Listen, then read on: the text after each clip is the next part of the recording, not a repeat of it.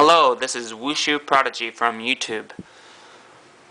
This will be my first statue review that got the Ben Kenobi Desert Nomad statue from SideshowCollectibles.com. This box is insanely big. You can't tell from the camera, but it is insanely large. As is the statue. It weighs about 14 pounds if I'm correct. And you can definitely tell when you take it out of the box. You have to be very careful while taking it out of the box. It might be a two-man job, but I got it done without too much trouble. I'm going to go ahead and start with the cons that I don't like about the statue. My base actually has some of the polystone showing, which sucks, but it's not so much of a big deal that I'm going to send it back to Sideshow to fix. I might be able to fix that on my own, so I guess I'll try that, because it's just too much trouble to send it all the way back and get a replacement. And I don't know. I'll just try to fix that on my own. Another issue I had was on the gallery at Sideshow.com, the Ewan McGregor sculpt looked a lot more like Ewan McGregor. Now this one isn't bad. You can tell it's a mixture of Ewan McGregor and Ben Kenobi. But you know, when they set your expectations really high and they give you that really detailed picture, even of Alec Guinness, it looks pretty good though. But you could just tell they looked a lot better in the gallery. So my expectations were really high. I was a little disappointed that they changed it, but it's not so bad. Not so bad that I'd want to send it back. I'll keep it. I like it. They did really good with the detail. And another issue, which I don't really understand, or don't understand why they would make such mistakes, is the edition size. Or I should do that, I guess. 232 out of 1200. For anybody who's kept up with the Obi-Wan Mythos statue knows that their edition size is 2000 and not 1200, so I don't know who really made that mistake. And then it's on the bottom of the base underneath this too. 232 out of 1200. And I heard they're going to fix that for April, but that doesn't really help me any, considering I already got the 1200 edition. So I don't know if that's cool or really stupid, but yeah, I have 232 out of 1200. Quotation marks. So alright, so those are my cons. Besides the cons, this statue is freaking awesome. You can see the detail on Alec Guinness's face. I think it could have been more like the photo that they have on the website, but it still looks freaking awesome. I also noticed that the hands are a lot dirtier than they were advertised in the photo gallery on Sideshow. I'm guessing since he's roughing it through the desert, they wanted to make it look like he's actually in the desert and having a rough time crossing through, but they were really clean in the photo gallery on SideshowCollectibles.com. You got his goggles to guard him from the sand blowing in the wind, so that's pretty cool.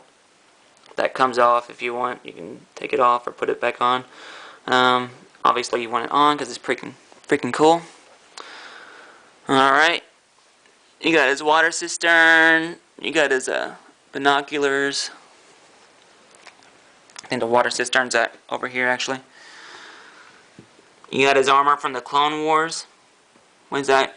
That's actually pretty cool. And you got let's see. Turn him around a little bit. Qui-Gon Jinn and Obi-Wan, or not Obi-Wan, but Qui-Gon Jinn and Luke's lightsaber. Some weaponry from Tusken Raiders. It looks like a sniper rifle. It's freaking cool.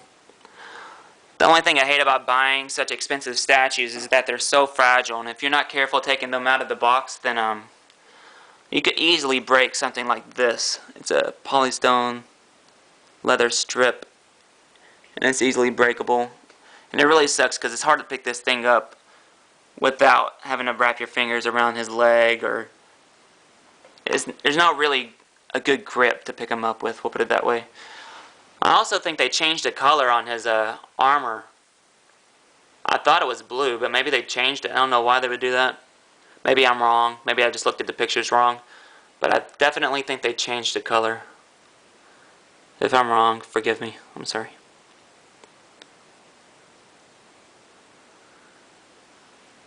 Pretty cool picture of his lightsaber. Apparently it's supposed to come with a hilt, and it didn't. So I don't know what's up with that.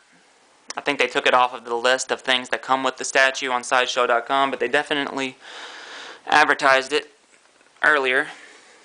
Let's see from a different angle.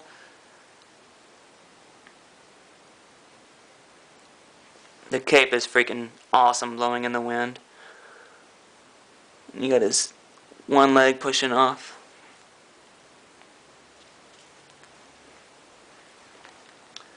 I kind of like the lightsaber. I didn't think I would. I don't like lightsabers that don't light up that much, but this one actually looks pretty cool like that. Because the very first piece I bought was Darth Maul, and his lightsaber lit up, both of them, and they were really freaking cool. And that was actually my second lightsaber, and they have a really hard time coming on. Sometimes you have to wiggle the arm, and accidentally broke it one day while wiggling this one, so there's a little small piece broken inside right there, but no big deal. I guess I'll live the rest of my life with a broken lightsaber. And actually got Ray Park to sign that. That was a really cool day. So yeah, the lightsaber isn't so bad, even though it doesn't light up. I guess they had so many problems with the original lightsaber that he had, and they had so many backups to ship out that they didn't want to mess with it anymore. I'm not sure, really. But yeah, the statue's freaking awesome. Highly recommend it to anybody looking to buy it. I had a lot of expectations, and they were lowered a little bit after the face change with Obi-Wan, but like I said, it's not that bad. Another cool thing that I don't know why they don't advertise under the list of things that come with the statue, but it comes with this really cool lithograph on Tatooine with the two suns, him going through the desert, and it is a certificate of authenticity. Ben Kenobi, Desert Nomad, tells a little story. It states that this is a legit edition of the statue, and looks really, really cool. I'm going to go ahead and take a break and put it on top of my shelf so you can see what it looks like next to Darth Maul. I hope I don't break anything on the way up here. This thing is freaking heavy. Oh, crap.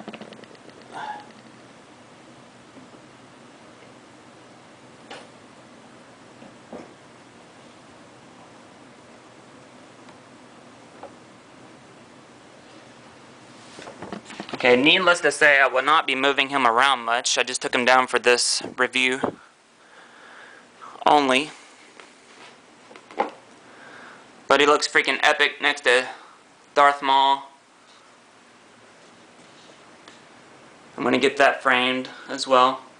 And it's actually pretty cool because when Cyber Darth Maul comes to Tatooine to draw Obi-Wan out of hiding, he's coming for Luke, but Obi-Wan pops out of the sand and knocks two of Darth Maul's horns off. 1 second. So it's actually pretty cool. This is a scene from a comic book. That's the exclusive Darth Maul with mechanical legs. And yeah, so even though it's not a diorama, it could play as a set piece from that part in the Star Wars universe. But yeah, I highly recommend it. Thank you. Subscribe and like. Comments, please.